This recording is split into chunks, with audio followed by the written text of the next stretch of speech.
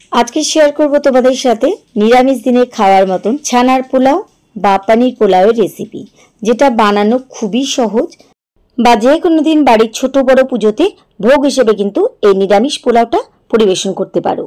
Step by step आज के आमि तोमादेर साथे शेयर करब जेन प्रथमबारই যারা পোলাও বানাতে পারো না তাদের পোলাও কিন্তু দারুণ তৈরি হবে। এমন ভাবে তৈরি করতে হবে যেন ভাতগুলো পুরো ঝরঝরে হয়, একটার গায়ে কিন্তু একটা না লেগে থাকে। অনেকেই কিন্তু পোলাও বানাতে ভয় পাও, তো যাদের পোলাও বানাতে ভয় আছে বা যারা কোনোদিনও পোলাও বানাওনি তারা কিন্তু রেসিপিটাকে ভালোভাবে ফলো করো, দেখবে প্রথমবারে কিন্তু তোমাদের পোলাও দারুণ হয়েছে। বানাতে সময় লাগে মাত্র 10 মিনিট। এই 10 মিনিটে তৈরি হয়ে যায় আমাদের দুর্দান্ত স্বাদের ছানার পোলাও। তো চলো স্টেপ বাই স্টেপ দেখে নাও আমার আজকের রেসিপি। পনির পোলাও বানানোর জন্য সবার প্রথমে আমি এখানে নিয়েছি বাসমতি চাল। আর যে বাটি বা কৌটোতে তোমরা চালটা নেবে ঠিক ওই মাপটা কিন্তু আমাদের লাগবে, সেজন্য কিন্তু বাটি বা গ্লাস বা কৌটো সেটা কিন্তু ঠিকঠাক রাখবে।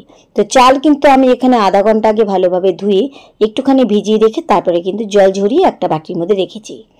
এবার এই চালের মধ্যে দিয়ে দিচ্ছি 1 চামচ ধনে গুঁড়ো, সাথে এর মধ্যে দিয়ে দিচ্ছি 1 চামচ গ্রেট করা আদা, তোমরা এখানে আদা বেটেও দিতে পারো, আর দিয়ে দিচ্ছি 1 চামচ ঘি।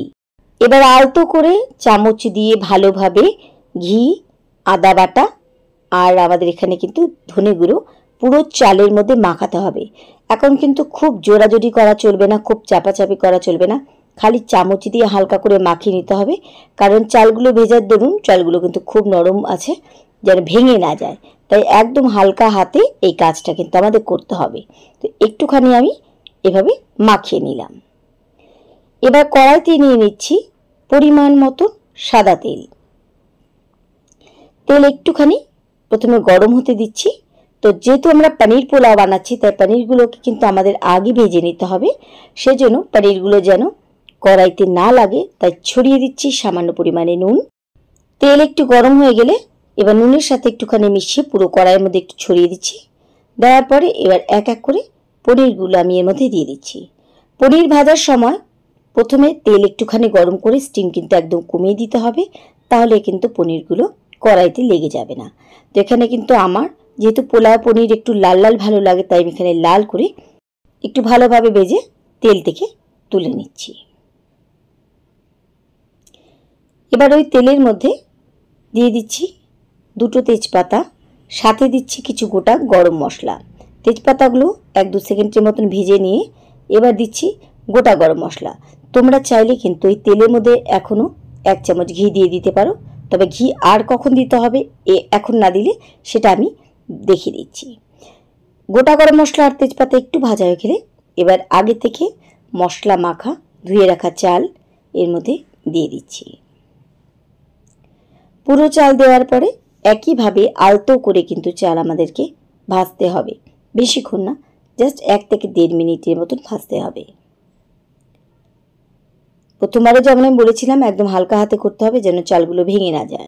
কারণ আমরা যেহেতু একটু বড় দানা বাসমতি চাল নিয়েছি, যদি প্রত্যেকটা চালের দানা গোটা গোটা থাকে তাহলে খাওয়ার সঙ্গে কিন্তু দেখতেও এটাকে ভালো লাগবে। আলতো করে আমি 1 থেকে 1.5 মিনিটের মতন ভালোভাবে ভেজে নিয়েছি। ভাজা আমার এখানে হয়ে গেছে। এবার এর মধ্যে দিয়ে দিচ্ছি জল। এই বাটিতে আমি যতটুকু চাল নিয়েছিলাম ঠিক ততটুকু চালের পরিমাণ অনুযায়ী আমি এখানে 2 বাটি দিয়ে দিচ্ছি উষ্ণ গরম জল। তাই আমি প্রথমেই বলেছিলাম যে বাটি কৌটো বা গ্লাস মেপে চাল দেবে ঠিক ততটা ডবল কিন্তু আমাদেরকে জল দিতে হবে, তাহলে কিন্তু পোলাও একদম ঝরঝরে হবে। যদি 1 বাটি চাল নাও তাহলে তার জন্য আমাদের 2 বাটি জল নিতে হবে। এভাবে কিন্তু মাপটা বাড়বে।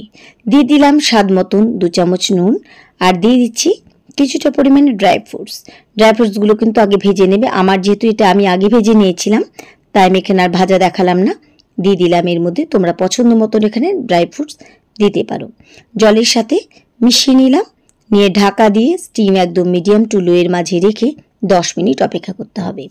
এর ফাঁকে সুন্দর একটা কালারের জন্য আমি এখানে কিছুটা দুধের মধ্যে একটু জাফরান ভিজিয়ে একটু সুন্দর রং করে নিলাম। এটা কিন্তু অপশনাল, এটা না দিতে চাইলে দেবে না। ফিরে আসলাম 6-7 মিনিট পরে। এর মধ্যে কিন্তু জল অনেকটাই টেনে গেছে, তবে পুরো জল কিন্তু টানেনি, এখনও কিন্তু অনেকটা জল রয়েছে। আমরা যেহেতু ঝরঝরে পোলাও বানাবো, তাই পুরো জল টেনে আমাদের কিন্তু চাল সিদ্ধ হয়ে একদম ঝরঝরে হতে হবে। তাই এই অবস্থাতে, একটু জল জল থাকা অবস্থাতে এবার দিয়ে দিচ্ছি চিনি। পোলাওয়ের মিষ্টিটা কে কতটা পছন্দ করো সে বুঝে এখানে চিনির পরিমাণটা তোমরা বাড়িয়ে কমিয়ে নিতে পারো। ভালোভাবে চিনির সাথে একটুখানি মিশিয়ে নিলাম। আর যেটা আগে বললাম যে সুন্দর একটা কালারের জন্য আমি জাফরান দুধে ভিজিয়ে রেখেছিলাম, সেটা দিচ্ছি। তোমরা যদি সাদা পোলাও বানাতে চাও একদম সাদা দেবে, এটা শুধু দেখতে ভালো লাগার জন্য, আর কিন্তু কিছুই না। আর আগে থেকে ভেজে রাখা পনিরগুলো এর মধ্যে দিয়ে দিলাম, একটুখানি মিশিয়ে নিচ্ছি। আমি চাল ছাড়ার সময় কিন্তু আর তেলের মধ্যে কোনো রকমের ঘি দিইনি, তোমরা চাইলে তখন দিতে পারো। তবে এখন কিন্তু আমি এখানে আরও 1 টেবিল চামচের মতন ঘি অ্যাড করে দিচ্ছি। এতে ফ্লেভারটা কিন্তু খুব উগ্র আসবে পোলাওটা, যার জন্য কিন্তু খেতে দারুণ লাগবে। চিনি ঘিয়ের সাথে ভালোভাবে মিশিয়ে নেওয়ার পরে এবার এর মধ্যে দিয়ে দিচ্ছি জাফরান ভেজানো দুধ। এটা খুব সুন্দর একটা কালার আনবে।